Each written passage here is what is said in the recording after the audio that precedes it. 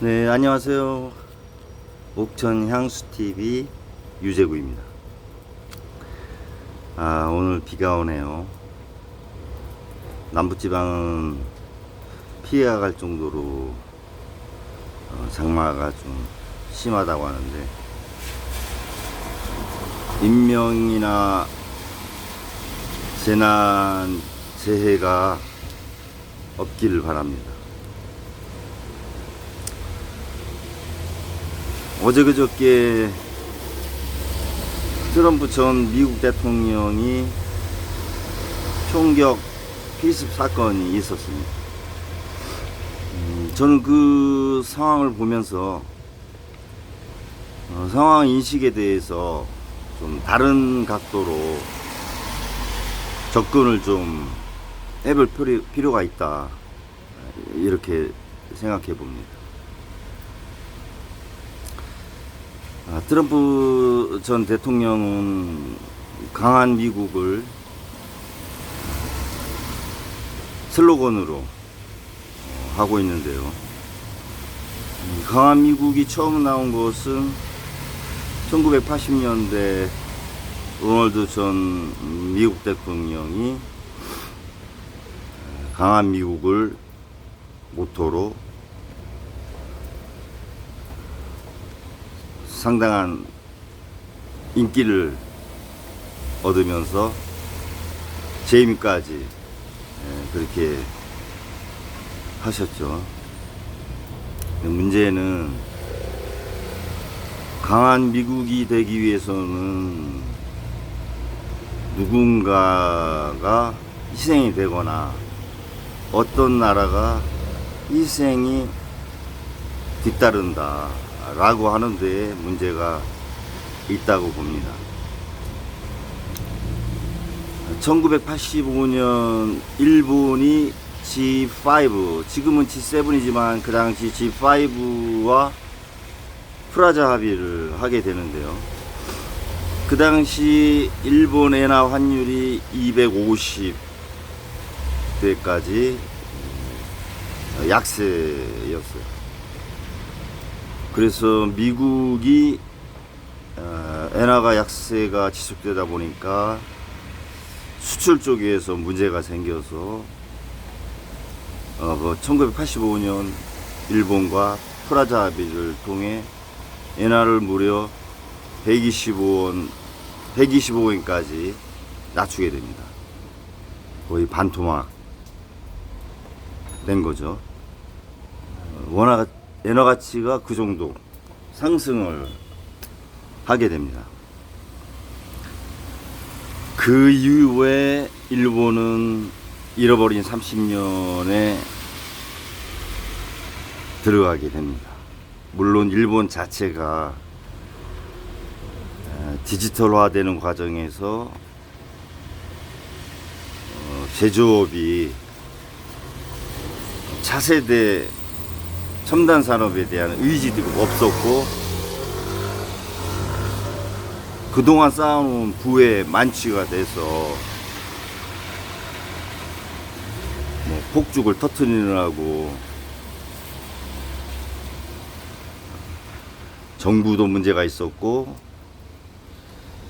국민들도 의식이 물질적 풍요 속에 취해서 미래를 보질 않았죠. 그 사이를 틈타서 삼성전자가 반도체에 진입을 하고, 일본은 반도체를 저희 27나노인가에서 접습니다. 대만과 한국이 반도체 산업에 그 당시부터 진입을 하면서 역전이 되는 상황까지 이렇게 한 30년이 지나가죠. 결론적으로 강한 미국은 일본의 희생을 대가로 이뤄낸 것이다. 이 부분을 우리 한국은 좀 주의 깊게 살펴볼 필요가 있다라고 생각이 듭니다.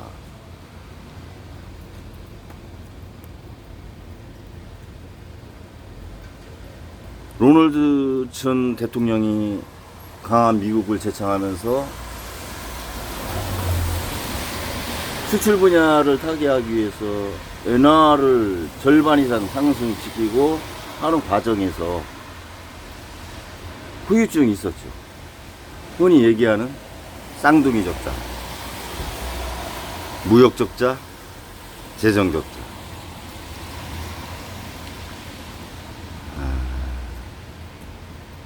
항상 양면은 있는 것 같아요. 모든 걸 다 취할 수는 없습니다. 그 쌍둥이 적자가 만약에 미국이 아니고 다른 나라였다면 아마 경제적으로 폭망하는 사태까지 갔을 겁니다. 미국이기 때문에 기축통화를 갖고 있는 화폐 지배력을 갖고 있는 미국이기 때문에 쌍둥이 적자인 무역 적자, 재정 적자를 극복하고 대량의 국채를 발행을 해도 문제가 되지 않게 현재까지 유지를 하고 있는 것이죠. 그럼 트럼프 전 대통령이 이제 다시 강한 미국을 하겠다. 이민자 안 받고 멕시코 국경에 장벽을 세우기까지 했잖아요. 그것도 멕시코 돈으로 해라. 뭐 이렇게까지. 우리나라한테는 주한미군 주둔 비용 뭐 1조 5천억 정도 되는데 13조 정도 요구하고,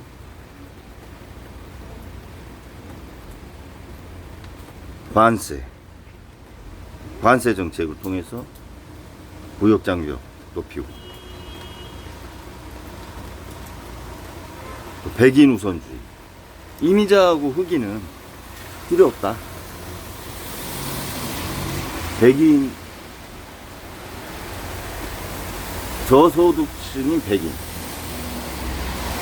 백인들을 중산층으로 끌어올리겠다. 그게 강한 미국은 아니죠. 트럼프 전 대통령은 본인이 2020년도 대선에서 낙선한 날 강성 지지층을 향해서 위로 가야 할 시간이다라고 연설을 합니다. 그리고 나서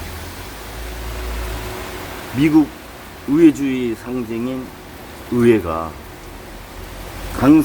트럼프 대통령 강성 지지층에 의해 점거를 당하고 기물이 파손되고 민주주의가 완전히 무너지는 상황이 벌어지죠. 그 중심에 트럼프 전 대통령은 자유로울 수 없습니다. 책임에서. 또 하나, 재임 당시 코로나19가 발생을 했어요. 코로나19로 사망한 세계 인구가 700만인데 미국에서 110만 명이 사망했습니다. 트럼프 대통령 재임할 당시에. 전 세계 사망자의 15.7%입니다. 미국의 준비되지 않은 모습, 그리고 보건 체계라든가 이런 민낯을 보여준 사례라고 볼 수 있죠. 자, 의회를 난입해서 의회를 점거한다. 시민들이. 정치적으로 민주주의가 붕괴되고, 바이러스를 예상하지 못하고 준비하지 못해서 15.7%의 사망자를 발생한 미국. 그 당시에 있었던 트럼프 전 대통령이 다시 강한 민주국을 기치를 내세우며 대통령이 되려고 합니다. 저는 상당히 우려스럽습니다.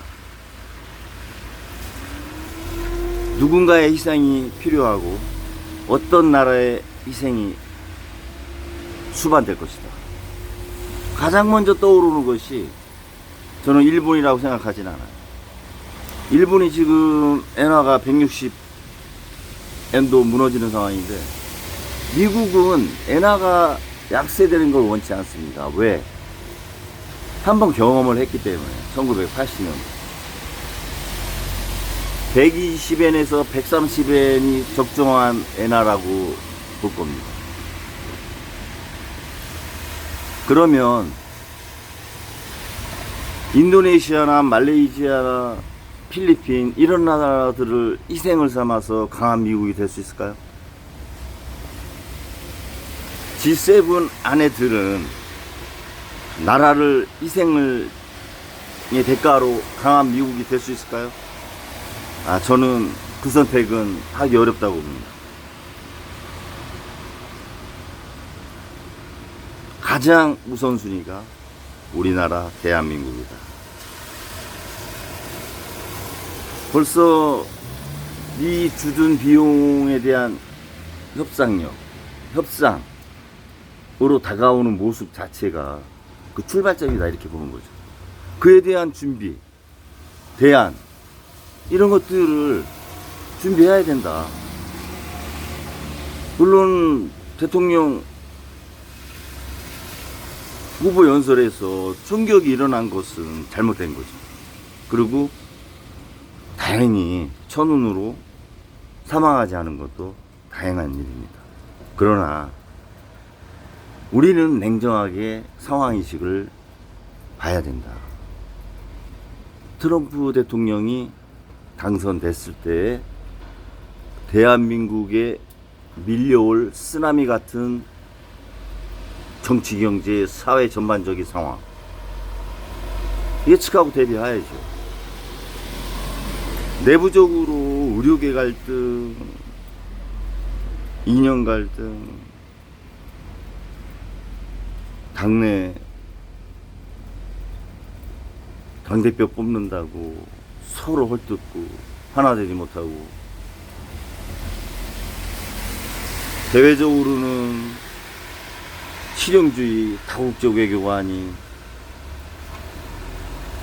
친일 굴종 외교, 맹목적인 친미 외교,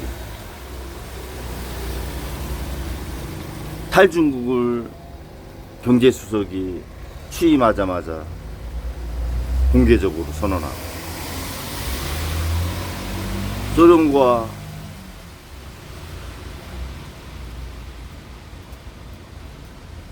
냉전의 외교 관계를 갖고, 물론 소련이 전쟁을 하기 때문에 소련이 잘하고 있다라고 소련 편에 쓸 수는 없지만, 유연한 등거리 외교는 할 수 있었다.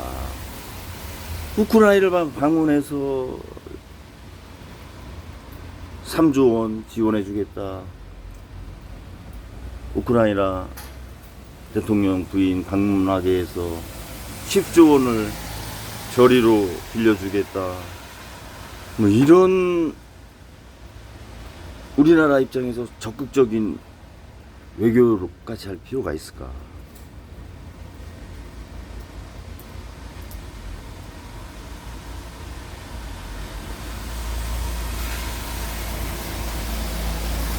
요번 트럼프 대통령, 전 대통령 총격 피습 사건을 보면서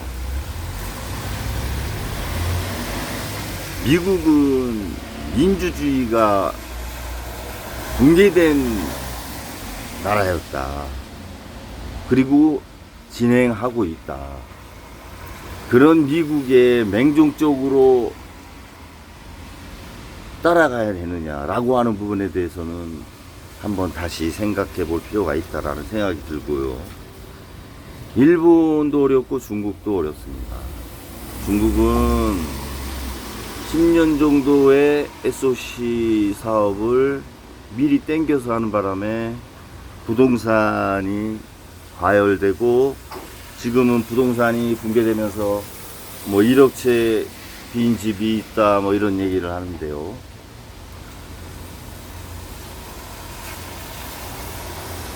중국도 저력이 있는 국가고 일본도 저력이 있는 국가입니다.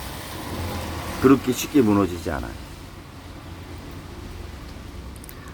그래서 블록을 형성하고 나름의 화폐 주도권을 가지려고 하는 겁니다.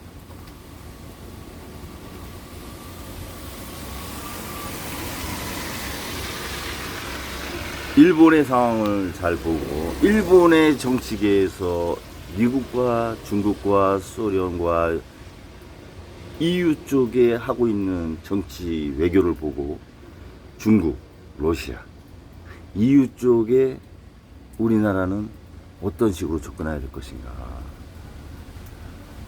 G7 정상회의에 2번이나 연속 초청을 못 받았죠. 그게 우리나라 현재 외교 현실이라고 봐야 됩니다. G7 플러스 8 안에 들어가지 못했어요. 15개국. 그래서 대안으로 한 게 아프리카 48개국 모여서 뭐 좀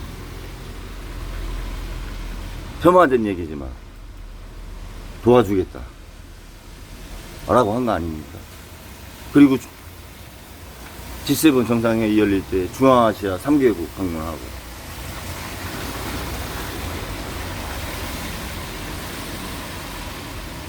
저는 지금 같은 그 외교 라인이 펼치는 외교 정책, 이거는 조금 문제를 제기해 봅니다. 김태호 제1차장이 외교안보 라인의 실세인데요. 한번 홍역도 있었지 않습니까? 김성환 안보전략실장도 나가고,